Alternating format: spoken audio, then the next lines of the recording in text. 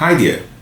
Today I want to show you how your small business can compete with big business and win despite the resources available to you and the current market situation. Hi, my name is Jonathan David. People call me JD and some call me the business therapist. Welcome to Quick Start Academy. Here I share with you tips on how to make your business better, help your business grow and thrive despite the odds in the marketplace.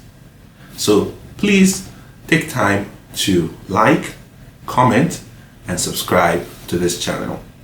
I'll be here every week teaching you something new to help you grow and thrive in your business. Let me start with a story. There's a 1998 movie called You've Got Mail. This movie stars Megan Ryan and Tom Hanks as the main characters in the movie. There are two plots in this movie. There's a major plot, which is a love story, a romantic story. But on the other side, there's a subplot which really talks around business. Now here's where I'm going to. In this movie, Megan Ryan used to own a small bookshop in one of the streets in the corner of the town. And she inherited that bookshop from her mother and continued to run the bookshop when her mother passed. Now, Tom Hanks, on the other hand, came into town to establish a new branch of a large chain bookstore. Now, two different businesses, one small, one big. Now, what was the case for Megan, right? For Megan, her prices were a bit steep for her books. However, she made up for that with great customer service and experience.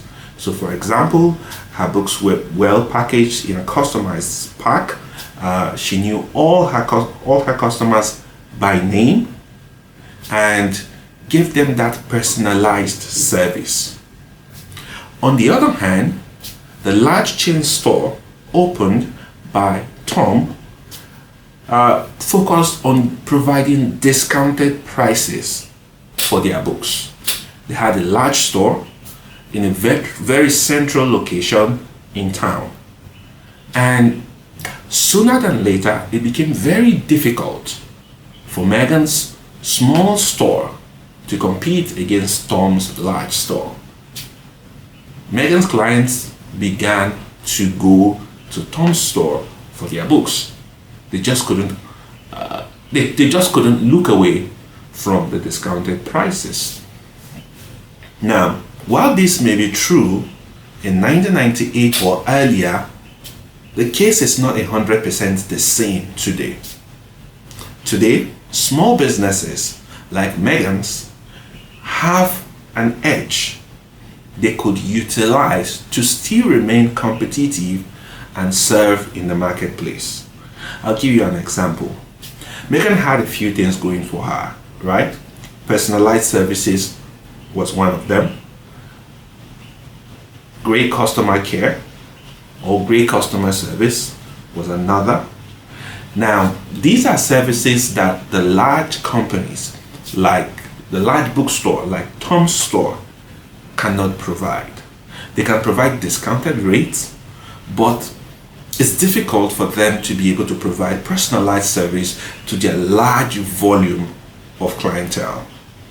So in today's world, that could become the competitive advantage of, let's say, similar business. Let's say we're trying to manage Megan's business today.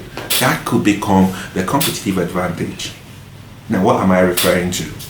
Since Megan knows her edge is in that personalized service and great customer care or great customer service, she could, instead of trying to serve everybody, try to look for a population that wants that customized service, or that the customized service would benefit. So let's say people have to come out to Tom's store to buy their books. In the case of Megan, it could be the other way around. We could have busy executives, busy corporate people who still wants access to books, but might not have sufficient time to come to the bookstore. So Megan could just provide them personalized services, share with them catalog, have their specialized books or whatever books they required delivered to their offices or to their homes, or even create a subscription model where they can take any books they want by just selecting from a catalog and it gets delivered to them. That's just an example of how a small business can still remain competitive even in a market that could look saturated. So, I'll share with you a few tips on how you can compete with big business even if the market looks saturated, just like I explained for Megan's business. So, here are a few tips that will help you compete with big business even if you don't have the resources they do or the market share they currently have.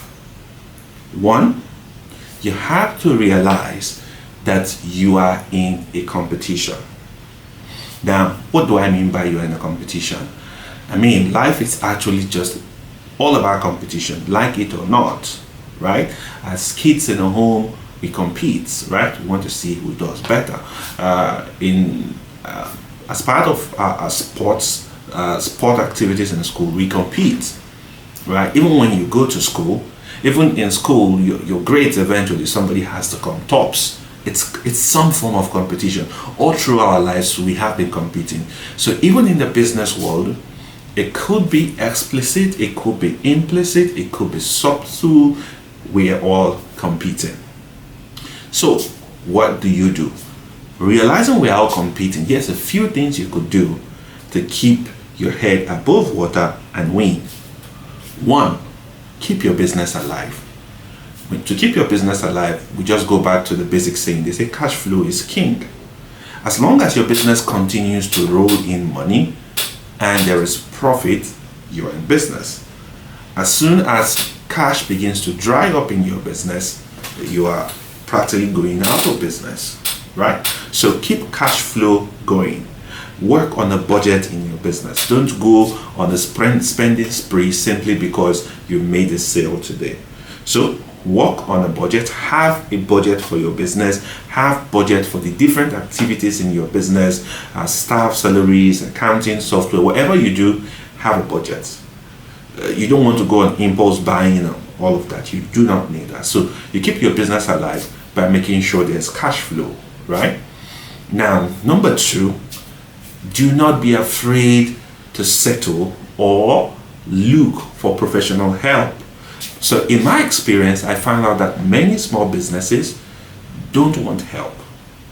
They want to do everything by themselves. They believe they know it all. So what happens if you offer them professional help? They'll rather take that money and invest in some one area of their business or the other, not knowing or realizing that professional help could help them, could mean saving a lot of money, headache, and time. So as a small business owner, do not be afraid to settle or look for professional help. I tell you, my first business crashed. I lost practically everything in that, or what I put into that business. Why? I chose to ignore. Well, I was ignorant. I didn't know much about professional help. I didn't seek for professional help. So after a while, when I needed to come back, what I had to do was first of all seek professional help. And that put me on a path to success. 3, keep your books straight. Many small business owners don't keep books at all. They just believe that as long as money is coming into their accounts, they are making money. They are making profit. So I've run businesses where you're making sale, there's cash flow, but there's no profit. So you don't assume that you're making profit. Don't assume that there's return on the investment you've made into the business. Don't live by assumption. Please get your books checked or kept. If you could hire the services of an accountant, fine and good. If you can't, from time to time, you could get an accounting software, get an off-site accountant that look into your book. Could be once in a quarter, once in 6 months, or every month if you are able to make sure that your business is heading in the right direction. Number 4, keep learning. Never stop learning. And today there's so much information out there. So there's a lot of free information and counseling about business. Where those are available for free, please take advantage. And where they are not available, if you have to invest some money in learning, please don't take it for granted. The more you learn, the less mistakes you make, and the higher your chances of surviving and competing in the business world. Then, number 5, know where your business is going.